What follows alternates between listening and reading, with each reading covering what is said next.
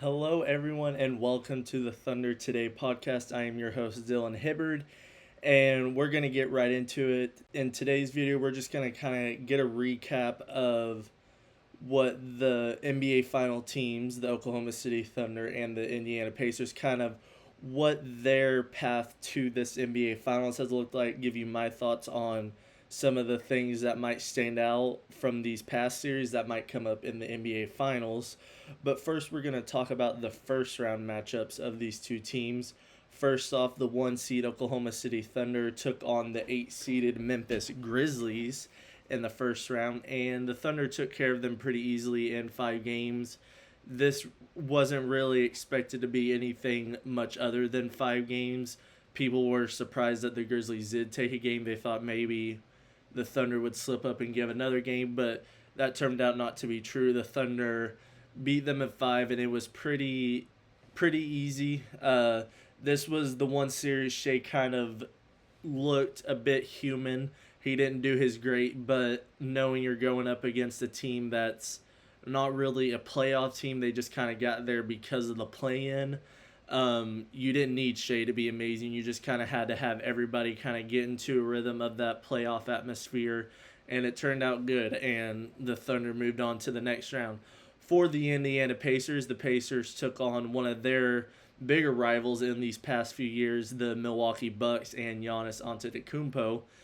And the Pacers as well took down their matchup in it was 5 games. This time they were the 6 seed playing the 3 seeded Bucks. Or no, excuse me, the Pacers were the 3 seed. I'm messing up. But they took a care of business in 5 as well. Just kind of use their offense to outscore the Bucks. The Bucks don't have anybody outside of Giannis that can really take over a game and score much. You have Middleton, who's been moved on, Drew Holiday, who's been moved on, so that Bucks team is in a dark place, and we'll see how that turns out for them. But for the Pacers side of it, it was just like the Thunder series. People thought it should have been a closer series than what the Thunder series turned out to be in 5 games, but the Pacers did it in the same amount of time in 5 games, and it kind of started their path to finals off to a pretty hot start. They took down the Bucks pretty easily, and then it got them rest to go up against the Cavs in that second round. As we go into our second round matchups, we'll go back to the Thunder. The Thunder had their biggest series of their young team's franchise in the Denver Nuggets. And as we all know, this game went 7 games. It was probably the series of the playoffs, no doubt. It has some of the best games I've seen in the playoffs in general. And this game was a 7-game classic. Jokic and Shea trading punches. You had the players like Murray, Gordon, Porter Jr., you had J-Dub, Chet, you had Caruso, who turned out to be the MVP of Game 7, guarding Jokic most of the time. And this was one of those series where it felt like the Thunder needed that to kind of get over that hump into the championship echelon of the league. And this was one of the series that kind of proved them like, we are here for real, and no matter who you throw at us, we're going to figure out not only from Shea's perspective, but we're going to make you work for every point you have, and we're going to have 10 different guys that can play, whereas the Nuggets only had about 6-7 guys they could play. The Thunder were playing 10 every night, and it showed in that series. The Thunder were much more rested when it came to fourth quarter, where Jokic and Murray maybe had 2 minutes total of rest, and by the time the fourth quarter comes around, they were exhausted, where you had fresh legs of Shea, J-Dub, Chet, Caruso, and all of that. And this series was big for the Thunder because the best player you're going to play in the entire world, you played in the second round and you got past them. So knowing you passed the Nuggets and you're not going to see anybody that insanely good the rest of the playoff series was kind of a big thing for the Thunder, and they got past it in 7 games. On to the Pacers side of it. The Pacers ended up playing the 1-seeded Cleveland Cavaliers, and for me, a lot of people, we thought this was where the Pacers were going to lose. The Cavs were right up there with the Thunder as the 60-plus win team. They looked great all regular season long. And then Indiana goes in there, takes game one. They take both games actually on the road in Cleveland.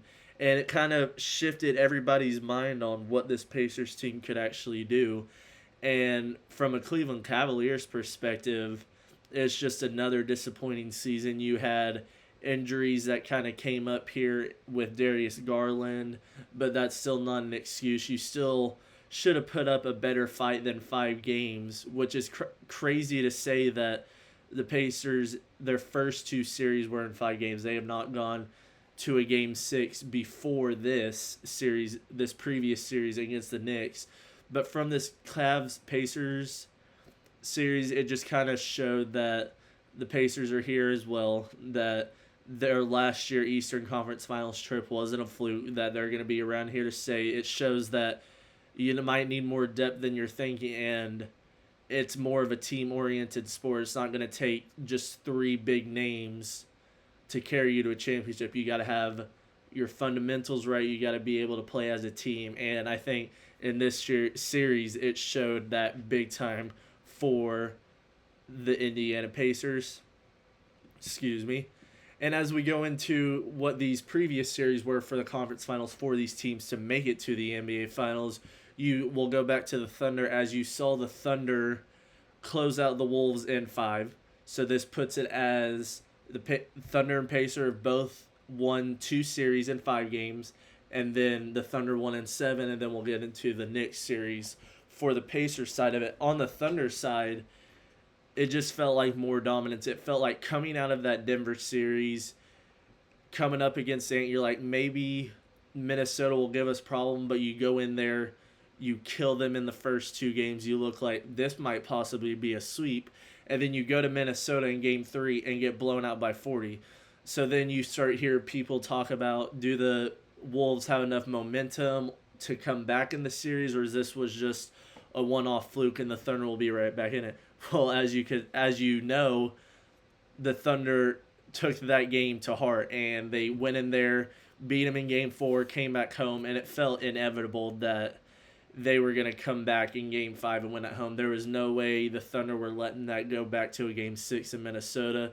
That's what I was saying the whole time. When the Thunder took those first 2 games at home, all they had to do was take 1 in Minnesota, because I knew they were not going to lose a game 5 at home with the Paycom the way it is, with how good of a team this is. And it shows absolute dominance by this Thunder team. They're 80 and 14 on the year. That's just, no, 80 and 19, excuse me. And there's only 2 other teams to have clipped 80 wins before making the NBA Finals. That's the Chicago Bulls, the Jordan Bulls, and the KD Warriors. So the Thunder are putting themselves in dynasty talks for at least one season. We'll see how the years past this go. The first, they even got to win the championship. But from this season alone, the Thunder have just looked like an all-time team, an all-time season, and they got to the NBA Finals in 5 games. And for the Pacers side of it, the Pacers had this was their first longer series to go past 5 games against the New York Knicks. And like they did in Cleveland, they took the first 2 games in New York. And you're like, holy crap, are they going to sweep at home? Are they going to win another one in 5 and just beat everybody in 5? And then the Knicks kind of got back into a groove. They took a game at home, but then the Pacers took one going up 3-1 back home. And it's like, okay, they're going to do the same as the Thunder. They're going to close it at home. We're going to have our NBA Finals set. And then they lose game 5. And then they lose game 5 at the New York Knicks, excuse me. And then you're like, okay, you're going back home game 6. You feel good. You're up 3-2. Just win this. And then they do. And a lot of people are going to talk about how this series is small market teams. Nobody wants to watch it. Don't listen to them. If you're a fan of basketball, you're going to want to watch this series. And to me, this series is often 2 Goliaths going together. The Pacers offense and the Thunder defense. And when you look at this Thunder defense, it's an all-time defense. You look at this Pacers offense, they've had the highest net rating in the entire playoffs and since the new calendar year of 2025.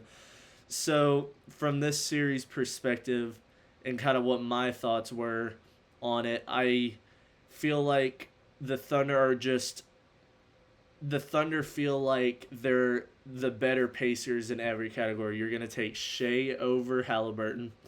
You're probably gonna give the edge to Nimhard over Dort. J Dub's better than Neesmith.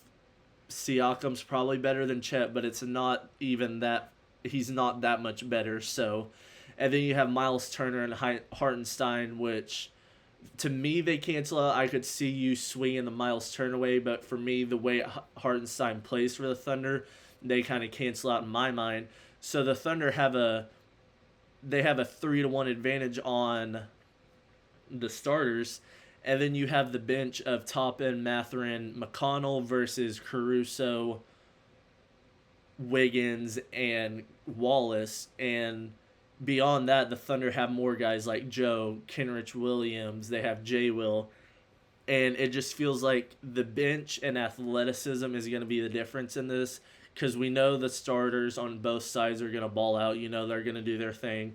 It's what the difference is turnovers and the fast break points. Both these teams play insanely fast. And it's going to come down to athleticism, I think. And I think the Thunder are just more athletic. They're more well rounded. And to me, they're just slightly better than the Pacers in every single aspect you can think of, besides maybe offense. But when you have Shea on the ball dropping 35 and you have J-Dub dropping 25, Chet doing his thing, it kind of evens it out. But that is it for me today. I hope you guys enjoyed. Let me know what your guys' thought have been on these playoffs. To me, these have been some of the best playoffs we've had in a while. Some crazy game winners, some crazy series, like I said, with the Thunder Nuggets. But let me know down below how you guys feel about that next time. Peace.